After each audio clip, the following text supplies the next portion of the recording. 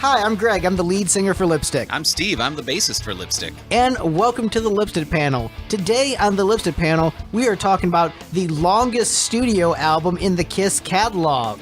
Was it a great experience for Steve, or was it a slog? It was a long experience for Steve. Find out today on the Lipstick panel. Today we're talking about Hot in the Shade, one of my all-time favorite Kiss albums, an album I have tons of nostalgia for. Today, we've got Mike Walsh returning to the program. 3 Kiss albums in a row. Welcome, Mike. Hello. And we've got a fan favorite returning to the show. We've got the one and only Dee Allen from Taro Dark Stranger returning back to make some more snarky jokes and talk about how great Eric Carr is. Welcome back, Dee. Do I really count as a fan, Greg? Sorry, I shouldn't have stepped over Dee introducing himself. Right. I'm a good host. Welcome to my home, everybody. How you doing? So yeah, we're talking about Hot in the Shade. More like Not in the Shade. Oh man. So as is our usual format of the show, we go around the panel, talk about our histories with the band and the album. You know what? Let's ride the eagle inverted today. Let's start with Steve. More like throwing shade. Yeah, so longtime listeners will know that I've been listening to the entire discography in order, and as per usual, I went to work on Friday, and I popped this CD in, and I listened to it, and I wrote down my impressions, and was very confused because for about 2 months now, Greg has been saying, "Oh, the worst Kiss song in the world is coming up. The worst Kiss song, you're gonna rank it not last place. I'm gonna be so mad at you." And he finally told me a few weeks ago that it was this album, but I got confused and thought it was the next album. And then we got to a certain track on this album, and I said, "Hold on, Greg, this is everything that you hate. How is this not your least favorite Kiss song ever?" And then he reminded me that I'm bad at math. So yeah, this was a long experience listening to this album. I think Kiss does not benefit from being able to release a whole bunch of songs. As I've been saying in the last few episodes, every episode they release maybe an EP's worth of quality material, and this one probably isn't really an exception. All right, so let's go the complete other route. Mike Walsh, tell us why you love this album and how you think it's brilliant. All right, absolutely. Well, quick side note, and I could be wrong, but so Hot in the Shade has 15 songs, so it's the most songs on a Kiss album. But is Carnival of Souls actually maybe longer time-wise? Oh, I think you might be right. So most songs, but I think Carnival is slightly longer. Yeah, just a quick side note on that. So get ready for that, Steve. All right. Where's the I know everything drop? Oh, I remember. Yeah, it's good enough. Close enough for rock and roll. I've also got this one. I love... Listen to those lyrics, man. It's all about love and longing. Stupid RNG. Yes, and hobbits, too. So I'm sorry, Mike, before we derailed you and Steve interrupted another one of our guests. No, it's cool. Just waiting for the next drop. Yeah, I really like Hot in the Shade a lot. It is probably not a top 5 Kiss album for me, but it is in my top 10. So this is my 3rd time around. I probably do like Asylum and Crazy Nights more, but I like Hot in the Shade quite a bit. Is this what we're supposed to do? How we found the album, basically, right? Yes, this is talk about your history with the album and the band. Steve just totally derailed me. You know? No, I'm the worst. So I became a Kiss fan in the mid to late 90s. The internet was just taking off. This is pre-Napster days. I was like 11 years old, so did not have all the funds to go out and buy CDs, which were still the main format at the time. I knew Kiss was like a makeup band. I had Live. I had like Greatest Kiss. So I knew the 70s stuff more. I knew they had this whole big catalog, a body of work. But was just kind of putting all the pieces together and stuff. Well, at the time, again, pre-Napster, there was a website that would do like Kiss MP3 of the week, and they would put up like a random song, and it was like, "Ooh, what's it going to be this week?" And it was just such a cool way to hear this new Kiss song, or a song you hadn't heard before. And I remember the week it was "Hide Your Heart," and I was like, "Oh yeah, I know nothing about this song or the album it's from." And I remember downloading the song, and it was different. It had a different feel than what I knew from Kiss, and I really liked it. And I can remember in the first verse, he talks about Tito, he was king of the streets. And then in the second verse, he talks about word got out about Rosa, it was on the streets. And I remember, my little kid self being like, ooh, chills. This is like a story. Something's got to happen. And that was super cool to me. And then I remember checking out the rest of the album at a music store. And then my grandma took me shopping and let me pick it out. But then she had to go wrap it up and wait till Christmas to give it to me. And it was super awesome. And I love it. Dee, how about you? What's your history with Hot in the Shade and Kiss? Well, I became a fan when I was very, very young because my cousin had Alive 2, I believe, and that was the first introduction to Kiss, listening to that album and looking at the comic books at his house. Alive 2, first Kiss. I believe that's right. And then I bought Dynasty and Unmasked on vinyl sometime after Unmasked came out. So I've been a fan for a long time. But believe it or not, I actually, in grade school, got kind of spooked by all the satanic panic about rock music and everybody saying, oh, KISS stands for Knights in Satan's Service. So I was still a fan of their singles and everything, but I didn't go on buying their records throughout a lot of the non-makeup era. But then by high school, I renewed my interest in them. So I decided I was a KISS fan again, full on, sometime in between Crazy Nights and Smashes, Thrashes, and Hits. And so Smashes was the first new CD I had bought from them in quite a while, but Hot in the Shade was the first full album that I had bought when it came out as a newly renewed KISS fan. And I really liked it at that time. I do remember thinking, why don't these songs have the same kind of identity and magic as their old albums? And I couldn't put my finger on it. I didn't know enough about writing to put my finger on what was missing. I think now when I listen to it, I realize that a lot of my enthusiasm at the time was misplaced. This is a very mediocre album. Probably 2/3 of it can go away forever. And it's mostly filler. And I think probably Steve, as a total newcomer, probably has more of the same, more of an accurate perspective like I do now. Compared to, I look back at my enthusiasm for this album back then, and I realized that it was very similar to when I was a wrestling fan as a kid, and there was part of my brain that knew it was fake, but there was another part of my brain that knew it was all more fun if I still believed it was real. So I was looking for reasons to go on believing it was real, even though I already knew it wasn't real. That's kind of how I was about this album at that time. I wanted to love it so much, but now looking at it with a more clear perspective, I realize it's a pretty weak album, and just an example where the singles were pretty much the highlight of the thing, and the rest of it was B-side material at best. So wait, you're saying that time that Paul Stanley double drop kicked Ace Frehley off the top rope was fake? Well, it's just Ace wasn't actually bleeding. That was a packet. That was actually a black stunt double. That wasn't actually Ace. There you go. Good one. You can tell because a lot of his skin wasn't covered by his costume. Right. Yeah. All right, so I'm going to go ahead and go. This is an album that I was worried upon revisiting that I wouldn't still love, but yeah, I freaking love this CD. This is one of my favorites. Longtime listeners to the podcast know I first discovered KISS in 2004, Tommy and Eric lineup, Rock the Nation tour. Became a huge music fan overnight because of that show. And one of my first forays into Kisstory was the KISS Extreme Close-Up Confidential DVD.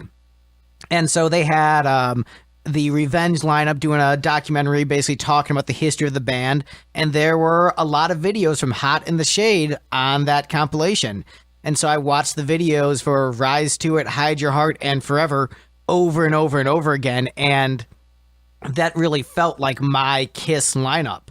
So when I eventually bought the CD, it was one of the first KISS CDs I bought, and I thought, this is an awesome CD.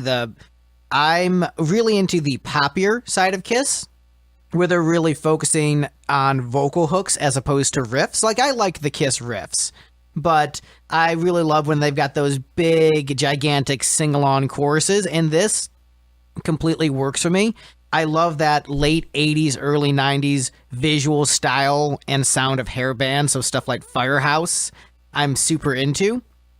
And this is a CD I just played all the freaking time when I was a young teenager. I remember grinding in Kingdom Hearts, the Final Fantasy meets Disney Squaresoft video game, and just listening to the CD over and over again while leveling up. And so the song King of Hearts was like, yeah, King of Hearts, Kingdom Hearts, I'm having a great time. But honestly, like, you know, even with the nostalgia goggles off on this, I think these are just a bunch of great pop songs. And if you're a big enthusiast of late 80s, early 90s rock like I am, where you like that sound, you like that visual style, it's a great album in that style. And I personally think that this is a fine album with great contributions from both Gene and Paul. I think Gene only put out one bad song on this album. Good job, Gene. Which, you know, for Gene Simmons is pretty impressive. So I think this is a great CD. So I'm more on Mike's side than I am with Dee and Steve. So it'll be a, you know, tag team matchup. Myself and Mike up against Dee and Steve. Yeah, Dee, wrestling's about to get real, okay? Yes. So I'm looking forward to talking about this album that I love quite a bit, and I'm also looking forward to talk about the worst piece of shit in the Kiss catalog that is on the same album. All the positivity gone. All the positivity will be gone when I get to that track. When it isn't last place. Yeah, so... What is in last place, Greg? So, yeah, the way that this show works is each panelist votes on the songs from best to least best, and then we add up the points of the panel and then figure out the ranking. So even if there's a song that is definitely the worst song on the album by all logical assumptions of humanity, if these pieces of shit don't vote as the last place song, it doesn't end up as last place. Welcome to democracy! Damn it. If only there were an English word for least best. Yeah, if only there was. Well, you know, we're trying to be positive. We're trying not to say that there's anything bad on this album, except there is. Right? That's been my thought on this entire show. You know how we're supposed to be a positive band, Steve, and that was like our shtick? Yeah, but we're rebranding to be edgy and dark now, right? That's true. All right, so the shittiest song on this album, according to the panel, is The Street Giveth and the Street Taketh Away. I vehemently do not agree this is the worst song on the album. I think this is it's a fun, catchy song. Admittedly, the verses remind you a little bit too much of David Bowie. Yeah. So that's a ding against it. But I think the guitar tone at the beginning is really, really cool. I think it's a really catchy chorus. And I enjoy the lyrical content of the song. So, like, for me, basically every song on this album is a fun, catchy pop rock tune. And this is a fun, catchy pop rock tune that when I listen to, I don't want to skip. I think Gene put out a fine album this time around. And it's like, when you compare it to like the Burn Bitch Burns and all that stuff, I think Gene on this album, he didn't find his demon persona. He didn't get his dark and edgy mojo, but he turned out a bunch of really competent, fun pop songs. And that's what this is. So I dig it.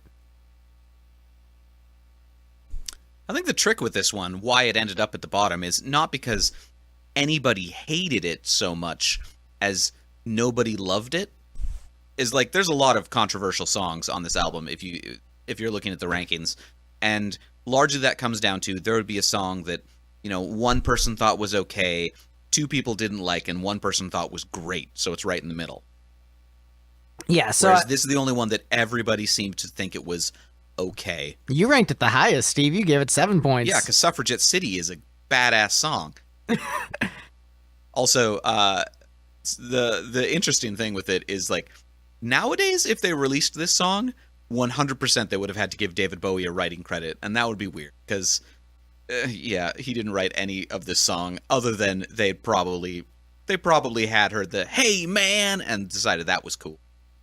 I had actually read like 20-something years ago that it was an intentional nod to David Bowie. I don't know if that's true or if just some Kiss fan said that, but I would be completely unsurprised. I would be more surprised to discover that they came upon it entirely by coincidence than it was than to discover that it was an intentional reference. Yeah. Just, ever since the Blurred Lines suit, if you make that kind of reference, you have to include the original writer as songwriters. Yeah, and I don't think it's enough where I would even consider this plagiarism. I consider it a tip of the hat. It's a sample. Yeah, it is like fundamentally this is a perfect example of a musical sample, not directly cut from the original recording, but a sample in composition. So Dee, you've been awfully quiet. Toss that shade. What do you have to say? Toss in the shade. I think the way Steve put it is probably right. I don't despise this one like I do a couple of them. It's pleasant. It's just not inspired like most of the songs on this album. You cannot compare it to the type of hook of some of, the great Vinnie Vincent authored songs or the great songs from their original lineup albums. Those have inspired hooks that grab you and make you feel something, whereas the best you can say about a song like this is it's pleasant wallpaper. This is one of the ones that I probably would skip more often than not. I think the direct chorused acoustic guitar at the beginning sounds like a plastic piece of garbage that they got out of the Sears catalog. Ouch. Sounds like a demo. I did give it half a point because even though it's full of easy rhymes and cliches, it's not the same Mad Lib cliches that Gene normally relies on, like most of his other songs on this album are full of. At least he used different dumb cliches. So the lyrics came up with a whole new set of dumb cliches. Yeah, and I guess he's attempting to sound heavy with sort of his humanist philosophy or whatever, which I think it's just an attempt to make something sound more weighty and substantial than it really could have ever been. Oh, this song really is a Mad Lib of cliches. I hadn't read the lyrics before, but yeah. All of his songs on this album are, and this is just the least offensive of the bunch in that sense. But it's not the worst song I've ever heard, but I would probably skip it more often than not. Like a Markov chain of a song. My heart is hurting right now. I'm with you, Greg. I'm with you, buddy. I enjoy cliches. It's been established on this podcast. I enjoy cliches. And so I completely dig this song. You know what? Yes, Elephant in the Room. I know this album was largely demos that they just tidied up and then called an album. Oh. So that, and Bruce Kulick has gone on record saying he didn't like this process. Basically, Kiss were broke at the time of this album because they had spent too much money living extravagant lifestyles. And so they needed to record an album cheap and quickly, and they needed a hit in order to survive. So that was why they didn't have a producer. And they just tidied up the demos to make it a complete album. So I know a lot of people don't like the sound of the album because of, the production quality. They don't like the songs because they think there wasn't the producer, tightening up the arrangements and cutting what should have been cut. But, I still think a album of Kiss demos is better than a lot of bands' best albums. And so for me, is this on the same level as Calling Dr. Love? Is it an all-time classic? No, but it's still a song I love. It's still a song I adore. It's a song where you can just show me the song title and the entire thing is in my head because the hooks are that strong. So, I can understand this album. I can understand this album not being for everyone, but I sincerely love it as a fan of this particular brand of rock music. Hot getting paid. Real quick, also want to say I love the album cover. I think it's like a fun little quirky thing, and I also like that in the liner notes, Kiss tells you to always use a condom so you don't get AIDS. So good for you, Kiss. Not getting AIDS. They said we want to see you at the party, so make sure you use a condom every time. All right, but now that I've been completely positive, let's get ready to talk about the worst piece of shit Kiss has ever done. Whoa, real quick. Let me just jump in. Oh yes. I am surprised that this one made it to the bottom. I know I had it there's 6 from the bottom, but I like it. I think I like it a lot as a song. I have to disagree with you, man. I actually really like the acoustic guitar touch on the song. I just think it's kind of like, oh, it's a nice little thing. I think there's a few spots on the album where they do that, and I think it works well. You two actually ranked it the same. Okay. It's just, I kind you of ranked it the same, but you like it, and Dee does not. I just like this style of music and this era of Kiss and stuff a lot more than a lot of other people. I know that, but kind of like Greg says, I love the late '80s, early '90s stuff. I think this is a good album, in that sense, and can fit with that. And in regards to the demo nature or whatever of it, it doesn't sound. I wouldn't point to this as like, oh yeah, this is how to produce an album or how to record an album. This is 1989 perfection sound wise. I wouldn't say anything like that, but I mean, I think it sounds like a competent professional album of the time period. It doesn't, if you listen to true demo recordings from that era or, anything like you just hear the tape hiss and just tons of artifacts and stuff. I mean, this is still, I think, a competent recording. As for the song, I really, I dig the David Bowie reference. I actually knew this song before the David Bowie song, but it's cool. I like kind of like the gang vocal sound style on the chorus. And yeah, I think it's a solid song. I wouldn't point to it as a top 10 all-time Gene song by any means, but kind of like Greg said, you just read that long title, and for me, I just kind of like hear the whole song in my head, and I'm grooving along to it. Yes, and sorry, Mike, my apologies for cutting you off because I'm just so anxious to talk about the next song on the list. No, it's cool. Steve's cutting me off. You're cutting me off. Like, I can just back out of these podcasts. No. I'm kidding. We want to keep you on, but okay, baby. This is absolute fucking madness that this isn't the bottom of the list. Oh, Boomerang is next. How was this not the last place song for everyone? This is exactly where I put it. This is a damn dumpster fire of a song. Everything about this is terrible. The only justification I could see for ranking this not at the bottom is like, oh, Eric Carr plays the drums well. Okay, well, he plays the drums well on a piece of shit song. You want to talk about uninspired songwriting, Dee, giving this 11 points, you goddamn madman? Like, okay, so let's start off with one of the worst riffs I've ever heard in my entire life. Bruce Kulick said he was high when he wrote the riff. Of course he was, because it's fucking shit. God damn it, the song is terrible. So you have this obnoxious, terrible riff, then Gene barks like a dog, but like, not in any cool way. It's just like an awkward bark at the beginning of the song. And so like that Jane's Addiction song?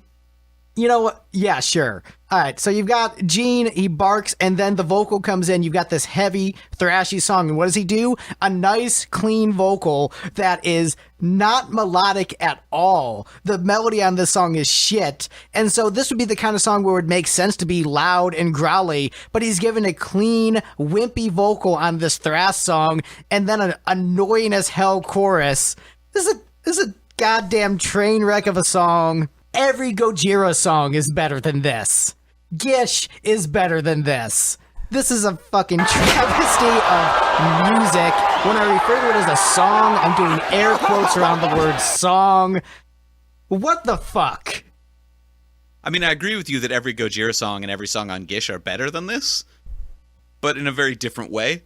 This is a goddamn travesty. I mean, it's not a good song. I agree with you there. I mostly just think of it from a production standpoint, as I didn't realize when I first listened to this that they didn't actually hire a producer, and this is probably the best example of where that bit them, in that this song needed a producer who wasn't Kiss, who like had listened to a Slayer album at some point. So I'm going to tell you this. This is better produced than most of the Slayer discography. I'm listening to all the Slayer albums as part of a project with Caleb Swice, and they are a fucking terrible sounding band throughout most of their catalog. So at this point, Kiss sounds better as a thrash band than Slayer does. But they don't know, because it's a cleaner production than what Slayer did. But what Slayer was doing was a more correct production for the kind of music they were playing. When did you last listen to Slayer? I listened to Slayer earlier this week, and I'm going to tell you, this is still better than Slayer, but that ain't saying much. What year was Raining Blood? Raining Blood, what was that, 86? Yeah. So that's a terrible album. 3 years prior to this, but it still is a better thrash sound than this. Right, but at least Kiss Wars and Say Nazis are great. I mean, yeah, okay, they got that going for them. But if you're gonna do a song that stylistically, is basically entirely borrowing from that genre, I don't even think this is thrash. I'm not going to insult thrash by comparing this song to it.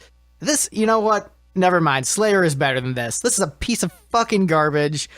It's a bad attempt at thrash. No, this isn't even thrash. This is just a dumpster fire. This is literally the sound. This is just shit on a recording. This is Gene Simmons taking a dump in the studio, and his bowels sound like this garbage.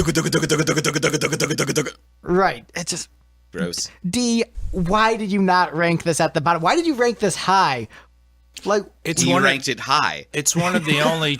It's one of the only tracks that I remember at the time when I was playing this album a lot that I would actively listen to and not skip through. But I recognize it's the best I can say about it is it's dumb fun. I mostly just like the feel of the drums. Fun. I'm using fun in quotation marks. I think it is just because of the energy of the drums mostly. I don't think the riff is great. The lyrics, the melody, none of that is great. It's just the feel of it because of the drums are fun. It's no better or worse than No No No, which is really the same song. No No No is leaps and bounds better. You're a goddamn madman. No No No has actual I don't know hooks. what the difference is. No No No has actual hooks. And neither one of them are thrash. This was a type of song that a lot of bands were doing at the time. Like Pile Driver on the Damn Yankees album comes to mind, which is essentially the same song. Or like some Mr. Big stuff. It's a genre spoof, really. I don't think it even is meant to exist as a song with its own identity as much as, here's us doing one of these. So yeah, I agree. There's nothing fantastic about it, but I don't know. I suppose it was one of those because of the beat that I liked cranking really loud in the car in the summertime, and just consider it dumb fun. Pretty much. That's the best I can say about it. When you're comparing this to No No No, like No No No has an interesting lyrical theme. The phrasing in the song is much more better where there's a melody that stands out. The chorus is nowhere near as annoying, and the musicality is more impressive on No No No. This is it is competent playing on a shitty song. The thing I've said many a times, the best guitar player in the world is probably some dude in his basement shredding on shit no one wants to hear. This is that, but with a full band. This is awful. Like, if you want to convince someone that Kiss is a shit band, this is a song I'd have them listen to. Like, hey, do you want to make sure your friends never listen to Kiss? Have them listen to this song before anything else, and they will never want to listen to Kiss. That's probably true. This would be a really bad introduction to this band. Like, hey, check out Kiss. Here's a song called Boomerang. Like, guarantee. Like, if I were to make a list of the top 10 songs to make sure your friends hate Kiss, this is number 1 on the list. Like, this is a dumpster fire. Absolutely fucking terrible. Mike, tell me why you're wrong about the song and why you like it somewhat, you goddamn maniac. Gregory, you're killing me, man. I'm letting you go on and on, but you're killing me here. You so drastically overhate this song that part of me wishes I had used that troll ranking I sent you where I put it at number 1. I want to be like as excessively loving and like gushing on the song as you are hating it, just to like put some balance back into the universe. But like I will maintain sanity and keep it in the middle, maybe even slightly lower middle of the album where I ranked it. But yeah, by no means is it one of the all-time stellar songs. In regards to No No No and Boomerang, I get that Boomerang is the No No No of Hot in the Shade, and No No No is the Boomerang of Crazy Nights. But and of insult course, to No No No is No No No is a way better song. No doubt about it. But I just like hearing you guys disagree about No. Like no. But I mean, Boomerang, especially kind of like you guys are talking about of the time, the era. You were mentioning Pile Driver, and some Mr. Big stuff, and I mean, it's very much that late '80s, early '90s, like really just kind of wild up tempo song. Just a really fun, energetic way to close out the album. Yeah, the riff is wild, the drums are wild, the vocal is kind of weird and all over the place. The chorus is insane. It's an insane song. It's definitely. If my mom had come to me 20-something years ago, when she knew I was falling in love with this band Kiss, and she was like, I don't, quite understand this crazy band Kiss that you're into. Maybe show me a song I might like from Kiss. No, Boomerang would definitely not be the song I would use to impress my mom. But no offense to you, Greg, or anyone, but I feel like, younger rockin' dudes like us should have much more appreciation. It's just a crazy, wild rock song. I mean, I've said it on the past two podcasts I've been on. I like those rocker type songs. I wouldn't even rank it higher as one of the Kiss rockers, but I still really enjoy it. To me, it's just always been a cool song that was on Hot in the Shade. I'm only just now coming to love it as much as I do and realize how amazing it is because of how much you wrongfully shit on it. Like I'm like by the end of 2019, I'm going to be proclaiming this the greatest song of all time. Again, just to like make sure like the earth doesn't implode from how much you wrongfully like shit on it. And Greg, why are your eyes bleeding? It's just a cool rock. I think at worst, if you were like, honestly, dude, it's just a stupid song that just kind of rocks too much and doesn't really do a whole lot. I could live with that. Rocks too much. No, I didn't even mean that in a snarky way. I just meant, all it does is just kind of drum, riff. And then, okay. If you were just like, nah, bored, next song for me, I'd be like, all right, I disagree, but fine. But I mean, Kiss has worked on doing these podcasts. Like, we have worse songs coming up on future albums. So I don't know what you're talking about with it being the worst Kiss song. I mean, we are doing the Gene Simmons solo album where he does Firestarter. Yeah, so we are doing Asshole. So, but you know what? I'm going to say everything on Asshole is still better than this. This insults me as a songwriter. As a musician, this song infuriates me that someone have the gall. Like a band on Kiss's level who has put out such amazing material on an album where I otherwise love every track. To have the gall to put out something this shitty in the midst of songs like Forever and Hide Your Heart, that Boomerang is on the same album as Forever is a damn travesty and an insult to humanity. The way that I listened to Gish by Smashing Pumpkins and was insulted as a musician, as a songwriter, where I'm like, how could you put out this shitty of material? What is wrong with you when you have these amazing, better songs you could put out? That's what infuriates me about Boomerang is like, seriously, this? You turn down It's My Life, but you put out Boomerang? Sword and Stone doesn't make the cut, but Boomerang does? That's a good point. It's madness. It is absolute madness. And this... To be fair, Boomerang is a better Gene song than Sword and Stone. Because Sword and Stone is a Paul song. No, Damn, I'm just plowing through that argument. That is Look, this is a travesty of music. This is one of the worst recorded songs ever created by humans. This is my least favorite thing Kiss has ever done, including the Gene Simmons sex tape with the t-shirt. This is more embarrassing than that white t-shirt having sex to I Want to Know What Love Is. The only way that sex tape could have been worse is if he was making love to Boomerang. Yes. I forget, was that song actually there, or was that like layered on by the fan who like released the video? Or whatever? I don't know. I forgot about the song. Maybe it was Boomerang, and he's like, "This is shitty. I can't release this on the internet." There needs to be a fan re-edit of the Gene Simmons sex tape with Boomerang.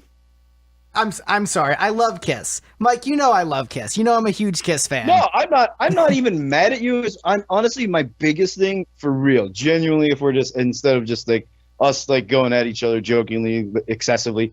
My biggest thing is I can get how it wouldn't be someone's higher end Kiss song.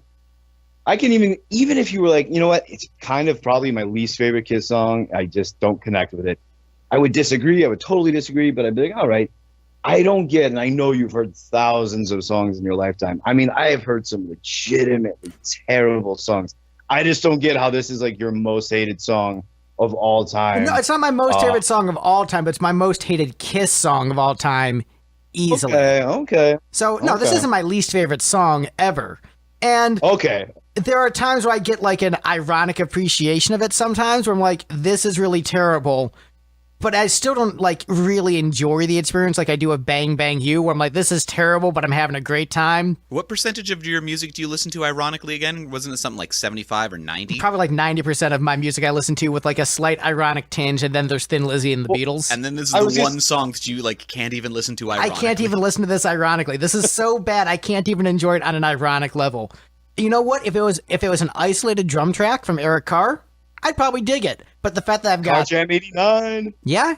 Car Jam 89, I'd dig it, but the fact that it's got Gene's shitty vocals, Bruce's, and I love Bruce Kulick, he's my dude, I love that guy, but man, his riffs are shit on this song. This is a fucking train wreck. What about that sweet part before the solo when Gene says, "Turn on the juice, Bruce. Come on, give me something." No, it's awful. This is Turn on the juice, Bruce. turn off the song, Bruce. I thought Gene was Jewish. Why is he commanding Bruce to turn on him? Oh, I see what Steve did. Waka waka waka. Now do you have a new appreciation for the song? No, I don't. I still look, and this is, remember, I have a lot of nostalgia for this CD. I listened to it a lot when I was young, and then every time I got to Boomerang, I'm like, what the fuck? This CD was so good. Why is this on here? But conveniently, it's the last track, so I can just skip it very easily. It's not in the middle. I was having a good time. We were all having a good time. Then Boomerang. Like, and it's so weird because I love this album and rank it really highly. And Boomerang, despite being that shitty, isn't enough to lower the album in my rankings because there's still 14 songs that I love and Boomerang. I mean, that's, in some ways, that is a saving grace. Think about it. If this was like one of the 9-song Kiss albums and it was Boomerang and 8 other songs, think of like how furious you'd be. I'd be way more furious. You get 14 other songs that you really dig, you know? Yeah, so it's like, all right, I can handle the one Boomerang for the 14 other songs that I love, but You really get a lot of Bang Bang You for your buck. But yeah, like I said, I barely even consider this to be music. It's just shite. Absolute shite. This is terrible. Now that Greg's groused about Boomerang for 30 minutes, should we move on to the next song, or does anybody You else did have say last week it would be about 30 minutes, to be fair. Was that plant in the window dead when we first walked in here? Yeah, I had to listen to Boomerang earlier today.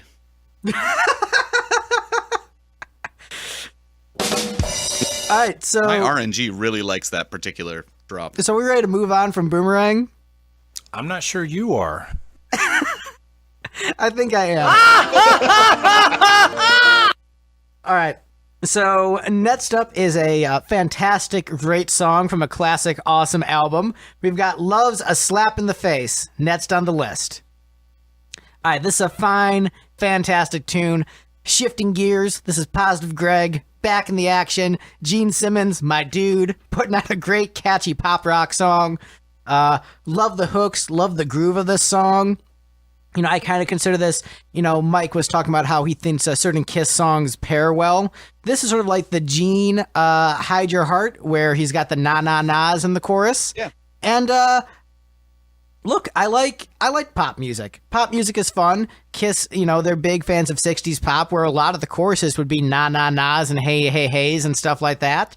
So for me, it's a fun throwback in terms of some of the hooks, but musically, it's that late 80s, early 90s rock sound that I love so much, that hair metal sound, but with that slight 60s throwback, just makes it a really fun tune. And yeah, I enjoy the lyrics on this one too. It's, you know, yes, it's cliche ridden, but it's fun. It's a fun pop tune.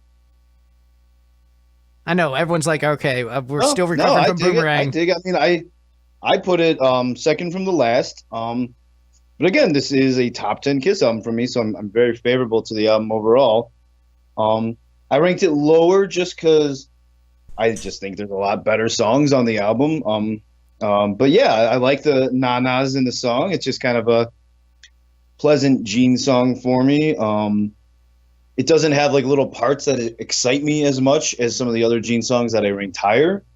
There is one song I put below it, which is also a Gene song, not Boomerang. But yeah, I think Love's a Slap in the Face is a very just competent song. Not a huge crazy standout for for the band or anything. It's not one where I was like, why did they never play this one live? But as an album track, I love it. I think it's solid. It's something whenever it comes on, I enjoy it, even though, I might not walk away like the next day where I'm like, damn, Love's a Slap in the Face. That is my Kiss jam. So, yeah, I don't have a whole lot to say about it. It's lower for me on the album, but pleasant song. Thanks, Gene. Well, this is one of the ones people have talked about that Eric was very dissatisfied at this point in his Kiss tenure. And this is one of the two songs on the album in which it's very obvious that it's a drum machine, because not only are there no fills, but there's no cymbals. They used one loop all the way through the song. It's the laziest drum programming I've ever heard. It's highly insulting as somebody who tries really hard to program drums to sound real. And you do a really good job with it, by the way. Thank you. But they didn't even try to make this sound like a drum performance, and I can completely understand if that is, in fact, one of the reasons that Eric Carr was depressed at this time in their career together. So replaced by a machine, and not even well.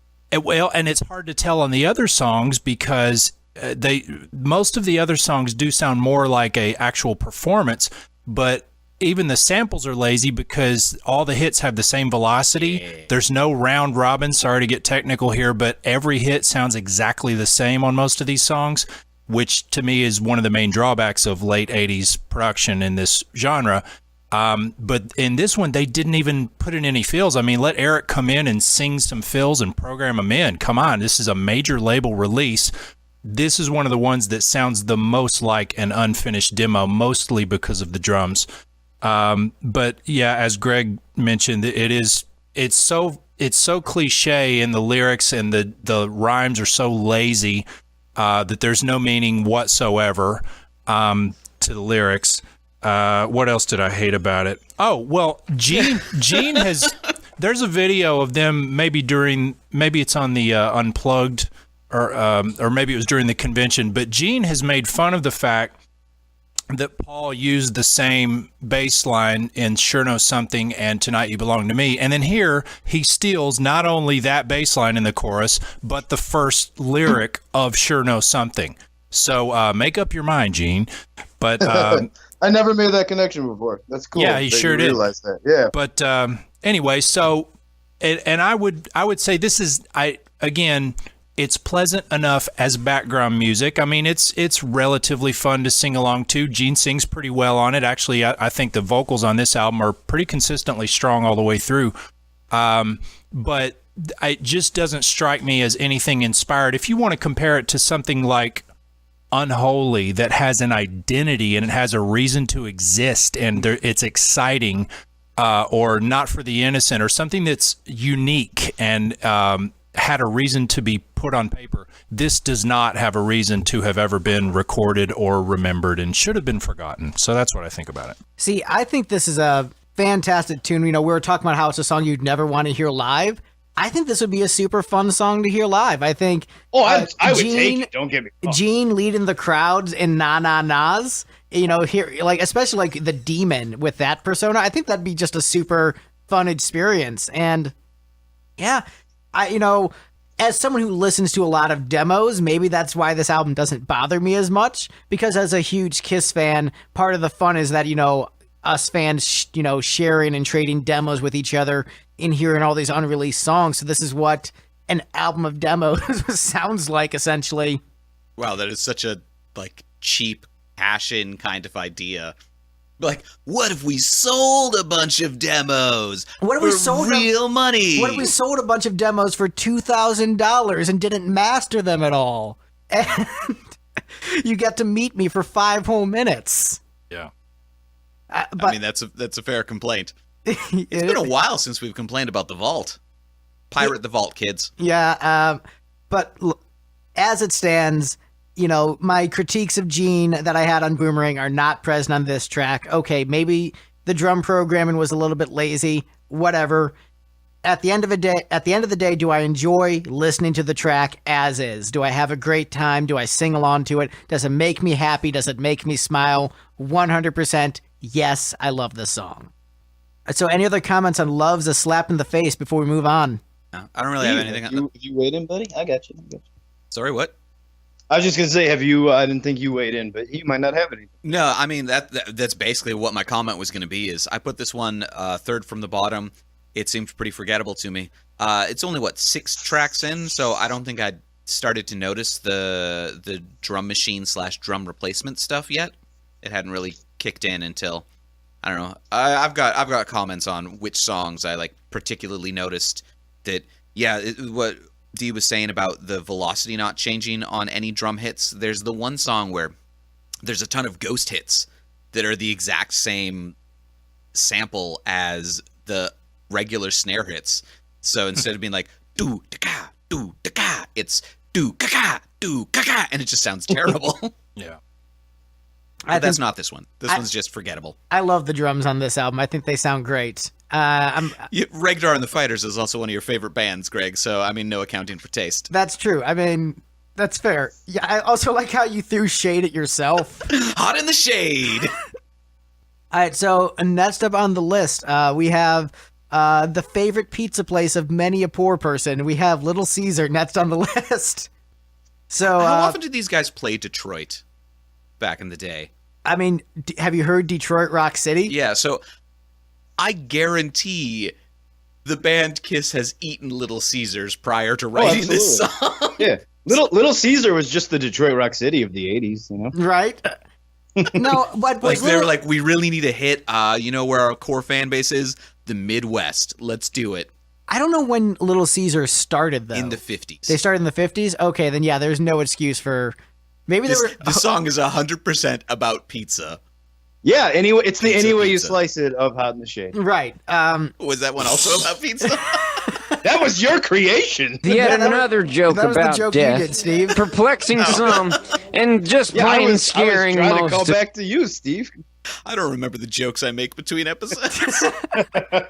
So, interesting enough, as we're talking about an album where it's mostly demos, the demo of this song is way better, which is kind of funny on this album of all albums. Oh, this song is very insulting to the pizza. Desperation's out tonight. You can cut it with a knife. It really is about pizza. They never rocked it hard enough. Hey, Little Caesar, nobody messing with you.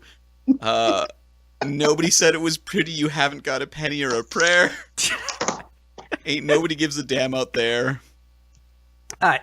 So, Man, that's so mean. Now that you read those aloud, it seems like somebody decided that they were all going to write songs that established we're from the street and we're not rich celebrities. We have a street mentality, because now that I think about it, 3 or 4 songs on this album have that same lyrical theme. So they must have decided, okay, we've got to connect with the fans as the common man from the streets. well, I mean, in fairness, they all were that person at one time. Yeah. So it's... At 15 years prior. Right, but that's still, like, calling back and, getting that spirit is a valid form of artistic expression. So I'm totally fine with them, because that was part of their lives. I call that legitimate in terms of art. It's different if, this dude from the Burbs who never actually got stabbed once in his life writes a song about being from the streets. Well, it's conspicuous to have that many songs on the same album that have. You eventually get to a trying too hard thing where you write songs about your own experience and you write songs about the most interesting parts of your experience, but as you become further removed from the real challenges that you faced early in life, then writing about, Kiss themselves complained about what are these, the reason grunge bands suck is because they can't write a second album, because once they get rich and famous, what are they going to complain about? That's what this album is. But they're rich and famous and they're like, we're going to complain about stuff that used to happen. I call it a variety of lyrical themes and switching things up. Where think about how many Kiss songs you complain about. Is this them singing about getting laid It's again? true, yeah. So they're switching up. They're trying something different, and there's probably a bit of group mentality where someone wrote a song remembering their past experience, and then it inspires someone else when they hear what the other person working on. It reminds them of their past experience, and so That's how a band works. There's cohesion in albums. There's cohesion in lyrical themes. Yeah. And also being really hard on Eric Carr for his first lead vocal in the catalog of an original song. And like, oh, this is so derivative of what everyone else is doing. I mean, it's his first stab at getting a lead vocal, a writing credit on a song he did. I mean, he did the version of Beth on Smashes, Thrashes, and Hits. But this is his chance to sing lead vocals, chance to shine. And it's just, of the songs that, he submitted to the band, this was the one that Gene and Paul liked the best and allowed on the album. So I'm not going to rag on him for writing about that, because that's a legitimate part of his experience. And I think it's a great song, great riffs, the guitar riff written by Eric Carr, great vocal. But the big issue with this track is the vocal and the riffing on the demo version. It's a little bit heavier, it's a little bit more aggressive, and because the vocal is more upfront in the mix on the demo, the melody comes off as stronger. And so I vastly prefer the demo, which is called Ain't That Peculiar, to this version of the song, where this is still a good song, it's still a competent, well-written, well-performed song, but the additional energy that the demo had is far superior, and so it's a bit disappointing that was lost in the finished product. But as it stands, I still think it's a cool tune, and I'm really glad that Eric Carr got a lead vocal on a song that he wrote in the band before his untimely demise, because this is his last album with Kiss before he died. It's a shame that he didn't get more lead vocals and more opportunities to shine before this, but I'm glad he at least got one original cut on a Kiss album.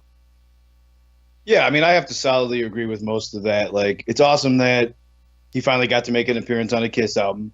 Very well loved by the fans and everything. Definitely a fan favorite. So, I think he sings well on the track and everything. Obviously, unknowingly at the time, it would be his last album, so it's really good that he got that appearance.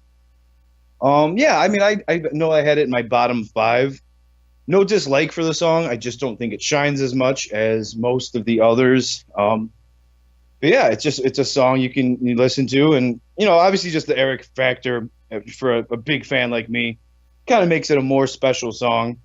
If it was another Gene song, it would just kind of be another Gene song, I guess. But Gene Simmons shitting on a pizza place seems a lot pettier than Eric Carr doing it. Well, yeah, yeah, exactly. I'd rather if they were like, hey, we're gonna have one of the guys in Kiss shit on a pizza place, I'd be like, come, give it to Eric, man. He's been dying for a lead vocal. Come on. That's what that line "show them what you can do" means. And also, I didn't order this pizza with extra sausage. Also, ironically, the title of the song originally was Ain't That Peculiar, but Gene suggested they change it because it was a Marvin Gaye title, after they just put an album with a song called My Way on it, which is fucking stupid. But so they're like, well, you can't have a song called Ain't That Peculiar because hard rock fans are big Marvin Gaye fans and they're going to notice that. So he suggested they change the name to Little Caesar because that was one of Eric's old nicknames from his days in the hood.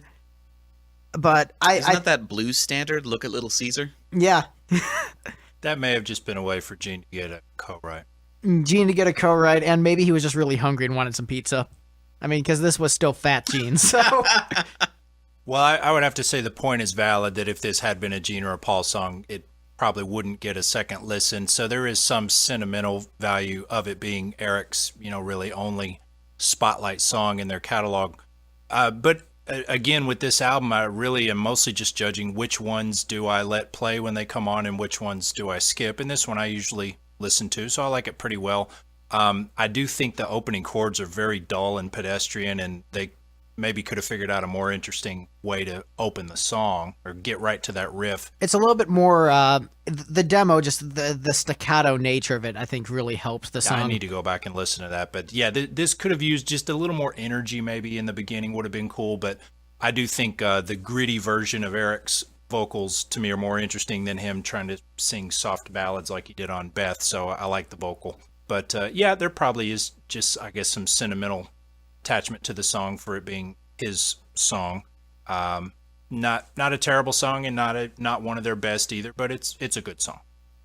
So people love when people shit all over Eric Carr. So Steve, it's your turn to talk. I mean, what's to say that hasn't already been said? I did rank this fourth from the bottom. I also found it to be a fairly forgettable song. Doing a reread of the lyrics and considering that it's probably them talking crap about working class Midwest pizza chains, like, I'm not sure how that affects my ranking. I definitely should not have ranked it where I did, but I'm not entirely sure if I should have ranked it higher or lower based on that. You know what? That's completely valid. But yeah, I'm done talking about Little Caesar unless anyone else has anything more to say. Other than, $5 hot and ready is a great deal. I mean, right. Little Caesar, like, as far as the cheap pizza places go, they're the one that I respect most as knowing exactly what they are. They're like, they have a $5 pizza. That's what you're getting. All right, I'm done talking about this crappy song. I think it's a good song. I think this... The RNG disagrees. I think it's a very good song, but I think this is not the best performance of this song. I think the demo is if the demo version was on this album, I think it would rank towards the top. But because I'm left with this performance of it and the changes they made songwriting wise from the demo, I had to rank it a bit lower. So I have very mixed feelings on the song overall. You're really trying hard to defend yourself from literally a random number generator said, I'm going to use the crappy song drop instead of the great song drop or the puddle of puke drop. No, I mean, this really is, like, out of all the songs in the album, the one I'm the most mixed on with my opinions. The computer doesn't care. That's fair. All right, so next up on the list is a song I ranked very high that the rest of the panel does maybe not agree with me as much. We've got Read My Body next on the list. So remember how I said I listened to music ironically quite a bit? You were like, the song I Love Rock and Roll is too legitimately good. Let's listen to Kiss playing that boringly. So here's the thing. There are a number of things I legitimately love about the song. So yes, this is another song with a drum machine. But damn if that isn't a sweet Latin groove to this song. So I dig the sweet Latin groove. I like Paul Stanley. He said he was trying to rap similar to Tone Loc on this. So that's another plus towards it. The lyrics, read my body, are the letters big enough? This is hilarious because you know what's... Now this girl's gonna get some of his dick. You know what, sexy ladies? Books. I mean, what? Wait, are you saying they're not? But you know what? No, I was just saying that's sapiosexual, not attracted to intelligence. So this is a song that I always thought was completely silly, completely goofy, and laughed every time I heard and thought it was an example of a really bad Kiss song like Bang Bang You that I loved. But now, weirdly, I find the song actually sexy on a sincere level, and I can't explain it. But it's... Maybe I'm just listening to more like Latin swing music at this stage in my life. So I'm like, yeah, I dig this. I'm feeling this. So yeah, Read My Body, I ironically love, but now I sincerely love, and it really confuses me that I sincerely love it without ironic attachment. But I remember ironic Greg loving it, and so it's this weird, sexy, ironic mix. But... yeah, this is a great tune. I love it. Sadly, I don't have I have the strangest boner right now drop for you, Greg. That's fair. But also, I mean, this is like abs Paul Stanley. Like, this is ripped Paul Stanley in great shape with that tan. Like, yeah, you know what, Paul? I'm guaranteed there's a bunch of ladies who want to read your body. Good for you, bro. So the problem isn't so much the size of the letters as the definition of the letters. Is the lettering distinct enough? We have good enough contrast between the ink and the page. So are you talking about like his abs, fur, yes. His hairy chest and his abs? I forgot how. Does he appear in a thong in this one? No thong.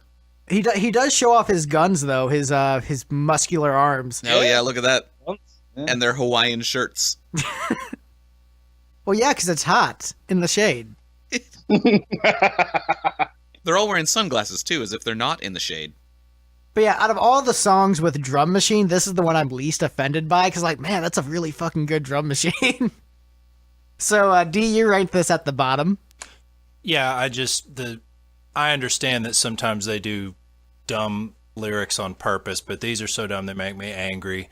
The kind of venom you spew at Boomerang I would put on this song. I think it's in the top 5 worst songs, or I guess you'd say bottom 5 songs in their entire catalog. To me, I'm not sure if Cherry Pie came out before or after this. After? Okay. Because I was going to say that all the haze and stuff in the verse to me sound like they were trying to rip off Cherry Pie, but I guess that's not the case. So Cherry Pie was inspired by Read My Body. So really... Could be, but it's a way better song. I would actually listen to that song. I mean, we're friends with one of the Warrant guys, so obviously we have nice things to say about them. Yeah. So that's interesting, but they did much better with that feel than this song. I just, do you like the book of my love is such a horrible lyric that it angers me. It is, but I love it. Do you like the book of my love? It's called 50 Shades Freed. I mean, how dumb would the analogies have to be for you to actually get offended if he did a cooking song? You know what the trick is? Does the spoon have a big enough bowl? Would that offend you? Because it would everybody else. Because this is from Paul, I give him a lot more leeway. If this was a Gene song, I'd probably hate it. But because it's Paul Stanley and I buy him being sexy, I am able to have the willing suspension of disbelief in order to enjoy this track. If this was the exact same song sung by Gene, I'd be like, this is a terrible travesty, and it would be towards the bottom. But because it's sexy 80s Paul Stanley with his phenomenal vocals, I give this a complete pass. I'm pretty sure if Gene tried to do a sexy song about cooking, he would just be covering the mashup of Cooking by the Book and Lil Jon. And it would be creepy because she's like 12. Yep. Are the noodles stiff enough? Ugh, they are until they get wet. I don't even want to go down that road, but yeah. But I think, especially in terms of mixing things up, that drum pattern is a really fun change of pace for the album in terms of dynamics. It's really weird that, Paul Stanley is rapping again, so there's more than one Kiss song where Paul Stanley is rapping. So as a new Kiss fan, I'm sure that's not what Steve anticipated, was multiple songs where Paul Stanley raps. I didn't even notice him as rapping. He calls it rapping. I call it just not singing during the verses. I call it speak singing. It's a new thing I've invented. But yeah, I love this song. This is a song where someone says, I hate it. I get it. But man, just something about it on a visceral level, just, awakens something in my loins. I don't know. So Steve, how do you feel about that? Your loins? Or the song? I'd prefer not to discuss them. All right, how about the song? I've already made both of my snarky comments that, the vocals sound like Def Leppard and the riff sounds like I Love Rock and Roll, and I would rather just listen to both of those if given my druthers. And all right, so maybe if somebody did a sweet mashup of I Love Rock and Roll and a Def Leppard song. I Love Rock of Ages. There you go. The title's already written. Somebody just needs to put it together. All right. Mike, how about you? What are your thoughts on Read My Body? Yeah, so I would say this is one of those cases where you probably love the song even more than I do, but it's solid. I enjoy it. Again, for me, rock music, my love is just fun, a lot of sexuality. I guess I'm just a big horn dog, but especially when I was getting into this music as a teen, preteen, that's definitely a thing I want from Kiss. It's just a lot of sex songs. It's goofy, but it's entertaining. I agree with you that drum beat it's a fresh, tasty change up. Yeah, it's cheesy all the way. Again, not a song I'd be like, hey mom, read my body. But you just say your mother anyway. He's the first guy in history to say that sentence. That's a bit of an Oedipal thing. I don't know if that's a good idea. The incredible but Oedipal. Greg, wow. I can get. I understood that reference. I remember everything. Specifically, commercials from the early 2000s. I like the obscure Jim Steinman reference. I guess not obscure among the people I'm talking about. Right. And that's specifically my drop for when people do weird references. Yeah, no, I have nothing but favorable things to say about the song. Not an all-time classic, not one of my all-time favorite Kiss songs. I think it could have legitimately been a hit for the time. That was just what was going on in fun 80s rock music at the time. Yeah, I think in terms of that, it should have been a hit, but it's not one of those songs where I'm, really near and dear to my heart or anything. But Greg, I totally get what you're saying, where you're like, I kind of just genuinely get aroused by the song. I can picture if you're with the right lady companion or whatever who also enjoys a good tune, and I can see how good times might ensue from a track like "Read My Body." So it's all gravy, baby. Like this when I woke up this morning, I really didn't think I was going to be spending my afternoon hanging out in a room with a bunch of guys talking about how, horned up they get listening to, Kiss playing along with a drum machine. Just like that was not on my radar, and then that happened. So you need to put that Kiss on your list, The thing with this song is that I didn't realize how great of a horned up song it was until very recently in my life. But now I'm like, oh, I get it. Like, this song became only unironic for me in the last year. Okay. So it's a new experience, the awakening in my loins that the song has. Second puberty because of Read My Body. I'll share a personal story. Well, not personal like that, but I'll share a story that for me probably makes the song even more special. For some reason, back in middle school, I was getting a good friend of mine, Derek, the friend who lives in Franklin, Tennessee, actually. And so I was getting him into Kiss, and then he started discovering all this stuff. For some reason, he had heard the song and he liked it and thought it was silly and fun or whatever. And he decided to put his own spin on it. And he handed me these lyrics he wrote, I think on like a note card. It was called "Read My Sprout," and he had to turn to the song into like a sexual metaphor of like a plant growing. And this was us in middle school, and at the time, it was hilarious, comical, sexual genius. I'm sure I would read it now and be like, Derek was an idiot back then. But are the blooms for some big reason enough, we baby? thought it was hysterical. Yeah, read my sprout. It didn't even rhyme with body. I don't think his lyrics even rhyme. By the way, guys, we haven't met the quota yet. We're going to need to use the word loin 3 more times before the end of the podcast. That's Okay. the law. It's true. Yeah, so any other comments on Read My Body before we move on? Nope. Och, 'tis a mighty bottle of buke. So next up on the list, we have You Love Me to Hate You, or as Steve likes to call it, You Love Me to Hate Dudes. I do, yep. But Once again, I think this is another fantastic song. I remember just, there were certain times in my life when I would just listen to the song on repeat because I just got so into it. I loved the emotion of the piece. As someone who's been kind of hot and cold relationships, I relate to the lyrical content. It's a great vocal from Paul Stanley, powerful, really showcasing his range. I think the melody's great. I like the riffs. I like the drums. It's an all-around home run for me. I've heard, a lot of people complain, oh, it's derivative, it's not super original, but once again, as a fan of this kind of music, I dig it. And Steve, tell me why I'm wrong. Well, for one thing, hitting a single high note over and over and over again is not showing off your range, Greg. It's just hitting one high note. This is one of those songs, I rank this one way at the bottom, even below Boomerang.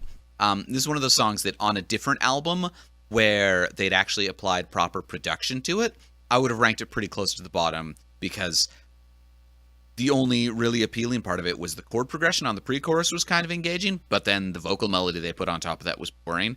And then Paul did his just sing the same high note over and over and over again thing that isn't good, and he's demonstrated he can do better than that.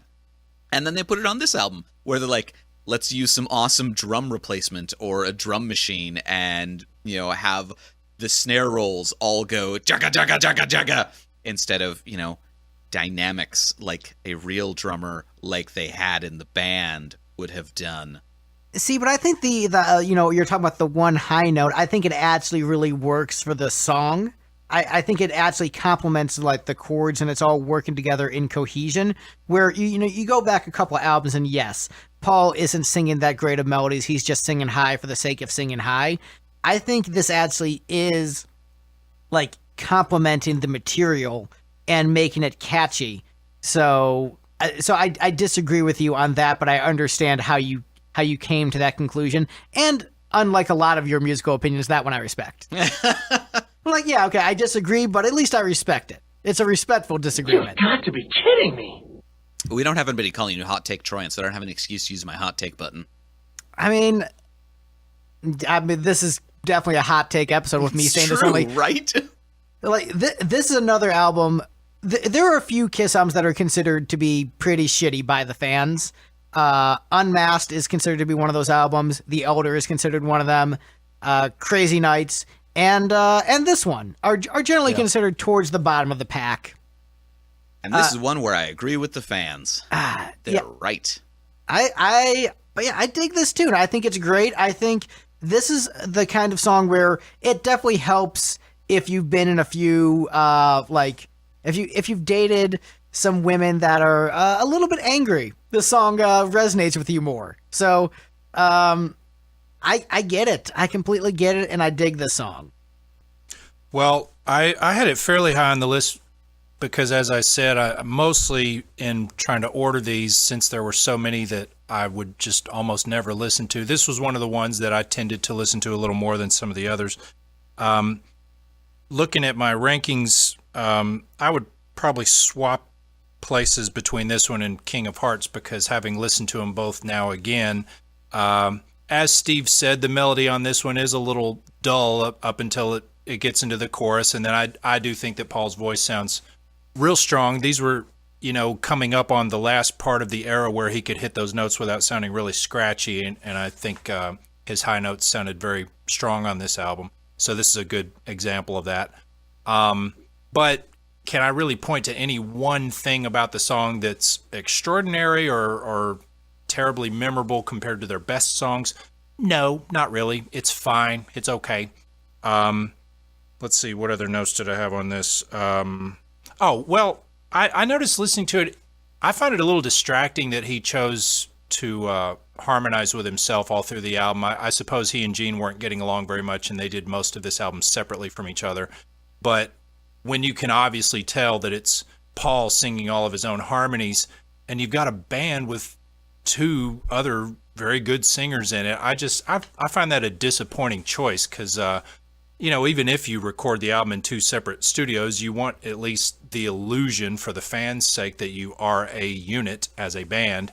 And I don't know, I think it would have sounded more interesting to me, or a little more organic, if the two guys had harmonized on each other's songs. So that is one thing that stood out to me, was that on this song, when he harmonizes with himself in the pre-chorus, is that seems, I don't know, unnecessary. Although I'm going to counter that by saying it sounds really good, though.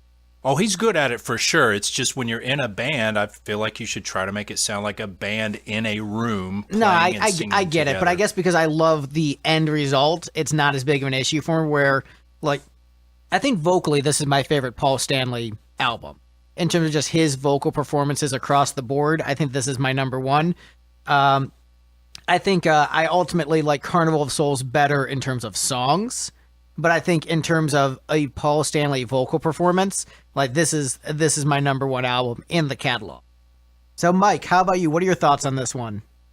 Yeah, I really like it. I don't have too much to add that hasn't already been said one way or the other. One thing I will mention, there's a lot of high vocals on the song for sure, although I'm going to go the other approach. And one of the things that I really kind of like about the song is just kind of his vocal during the verses. There's something kind of like sinister about it, because he's kind of like talking about that kind of woman, like the "you tell lies when you look at me." Like, I don't kind of dig the lower vocals in the verses. There's something very kind of just dark about it. Dark in the sense of like talking about like a bitch of a woman or whatever. And that was very effective for me, and I just feel it, and I kind of like the way the song is it's a little bit more tame during the verses, and it kind of explodes in the chorus. And I like it a lot. I think if Kiss had been, bigger at the time, like like more of a like a Hysteria or a Slippery When Wet or something. If this album was like working like that, I think you have some singles like Hide Your Heart Forever, Rise to It, stuff like that. Read My Body, I'd mentioned earlier, I think had single potential. And I think, again, if this had been an album where Kiss needed to keep releasing single after single, I think eventually this one would have made a really good kind of like later single. I wouldn't have put it as one of the first couple of singles from the album, but if it had a lot of momentum where it was going like multi-platinum, I could definitely see this one. Yeah, I agree with that. I think potential and radio play and whatnot. I think one of the reasons I like this album so much is that a lot of the songs I think had the potential to be singles, and it wouldn't be necessarily the best single the band had ever done. Right. But I think basically any of the songs, except for Boomerang, would have had some level of single potential. Whereas I love Boomerang, but it is not a single. Right. I completely agree with that. Yes. But the Gene songs on this album, for the most part, have those big sing-along choruses where, you know what, if the market was right at the time, late 80s, early 90s, I could see some of them working as like mild, like top 100 hits, maybe not top 40, but probably would get some rotation on rock radio. I think there's, aside from Boomerang, I think every song kind of works on that level. Personally, Only they'd recorded them well. I love the production on this. I enjoy the overall sound. I think the harmonies sound really great on this album. The drum sound I do like, even though yes, it's lacking the dynamics in a lot of ways. I dig it. I dig this album.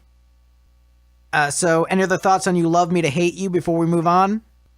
All right, so next up on the list we have a song that Steve ranked pretty high. We've got Somewhere Between Heaven and Hell next on the list.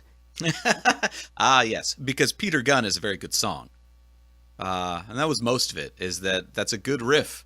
Like they launched into Peter Gunn. I'm like, yeah, that's a good song. I like that one. Oh, all right, it's a Kiss song, but okay, yeah, but good start. I mean, this one, once again, this is another great catchy song. A song that I think if it was a single could have done. I don't think it would have set the world on fire, but I think it would have been this would have had single potential. If they said you have to pick a Gene song as a single, most of the songs, except for Boomerang, would work fine. I enjoy it. It's catchy. It's fun. There's not as much distinct things to say about it in compared to the other ones, but I mean, I like the individual components. I like the verses. I think the pre-chorus is really catchy. The chorus, very easy to sing along to, good riffs, and great vocals from Gene. I like the song, and there's nothing really to ding against it other than, maybe it doesn't stand out in the pact as like this is so much better or so much worse than the other songs. It ended up in the middle of our ranking. But if it comes up on shuffle, I'll listen to it. Absolutely. I think this is... I actually had it fourth because outside of the three singles, this was probably the one I would be most likely to actually forward to and want to choose it to listen to on this album. It seems like the riff and the melody have a little more rock attitude about them than some of the other songs. I think the intro is pretty cool. This is one of the two, though. This and, Love's a Slap in the Face. This is one of the other ones where the drum programming is very obvious, specifically because the hi-hat always accents on the one in the exact same way.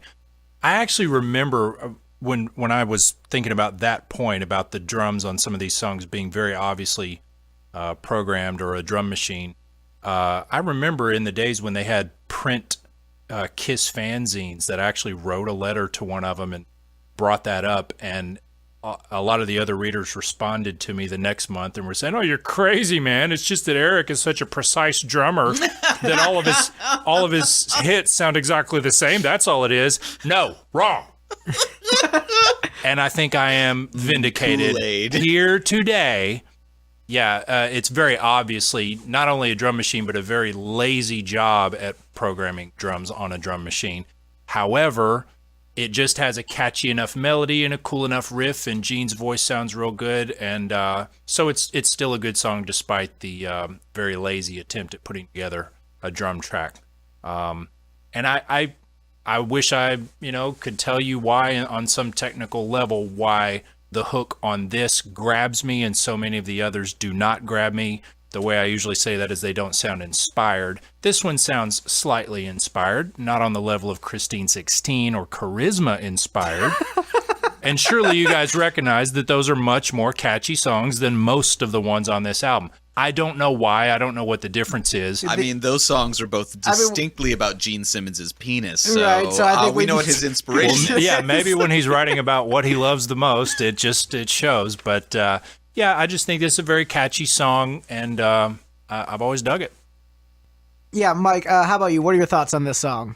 Well, I was going to say, clearly I am the odd man out.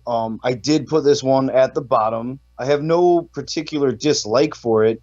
It's just the one that I just kind of get the least out of on the album. I think I put Love's a Slap in the Face right above it, and kind of the thing that edged that out for me was just like the catchy little na-nas and stuff like that. It just, I can do a little bit more with that song. Somewhere Between Heaven and Hell is pleasant for me, but it just kind of lives up to its name almost for me. It's just kind of in the middle. Somewhere in the middle. There's nothing bad about it. I'm not like, oh, dumpster fire. It's not. I don't It's think not of it as Boomerang. Boomerang. It's not. It wishes it could be Boomerang. 'Cause Do you not like for me Boomerang, is just Greg? like, I at least get excitement out of Boomerang. We give you a This 30-second allotment, Greg. This one 30 for me moves along just fine. It just I think it's super cool, D, that for you this one you say it grabs you a little bit more than some of the others, and just for me it's just the opposite, where it's the one that just hooks me the least. I have nothing negative to say about it, but I can name things I like better about the 14 other songs on the album. So nothing to ding-jing for or make fun of them for, but just my least favorite or my least exciting song for me on the album. Now, Steve, you have the ability to pull up the internet. Is this one of the songs that Tommy Thayer co-wrote on the album? Do you know offhand, anybody? Just had the Wikipedia page up. No, this was with Poncia. All right. I think it was Betrayed and The Street Giveth and The Street Street Giveth and Giveth Away, Taketh, and Trade. All right. Well, And that's it, yeah. All right. We'll talk about that a little bit later, but it is interesting how this album is in many ways a transition between, Kiss of the past and Kiss of the future, where you've got Vinnie Poncia, who worked on Dynasty and Unmasked with them, coming back to write songs, and you have Tommy Thayer, future Kiss guitarist, co-writing songs on the album. So this is sort of like a weird meeting place for the band in a lot of ways. So just wanted to toss that out there as a little fun fact before we move on. Fun facts. So next up on the list is one of the most Gene Simmons-y Gene Simmons songs ever written.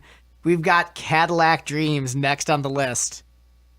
Steve, I think you said in your notes this was the most honest song Gene Simmons had ever written. Yeah, give me a minute to review the lyrics and glance through those. But yeah, I got a distinct impression that this is, I mean, obviously a lot of the songs about, who he wants to have sex with, those are from Which is very honest. They're from a very honest place for Gene, but I feel like of all of the Gene songs that I've heard, this one, this is talking to his other one love, which is just want to make money, you guys. Yeah, the chorus is basically just Gene talk about how he wants money. That's the Yeah. And so this track, when I first heard it, I thought this is a classic Gene Simmons song, because the lyrical content was so him embracing the character that is Gene Simmons, the public persona that we all think of him as like the greedy sex hound. This is that in song form, but he does it as a early 90s Billy Joel track, which is weird musically. With the brass and him trying to do something slightly more soulful, but it's still it's still Gene Simmons. And so it's this weird hodgepodge of these Gene Simmons lyrics with a early 90s Billy Joel kind of song. And I dig it, but I also understand this is not Charisma level. This is not Christine 16 level. I think lyrically it is, but I think musically, because it doesn't sound like the Gene Simmons we're all familiar with, it comes off as a little bit weird, comes off as very dated. But, I mean, I love this track. I like the brass, and I just like how unapologetically greedy Gene is in this song. This is fun. I like it. Well, this is one of the few shuffles of the non-makeup era. I think when we did Creatures, we noticed how there was a lot of shuffles on that album, but after that, they really did mostly all straight beats for quite a while. So this is one of the beat makes it stand out from some of the other songs. Yeah, I mean, this album has multiple reason. shuffles. I can't say the hook is strong enough, that I get real excited about it.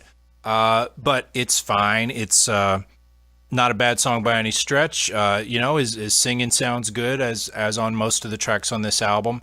Trying to think if anything else stood out about it. I think really to me the only thing that I would say stands out is I like the beat on this one, and it probably is.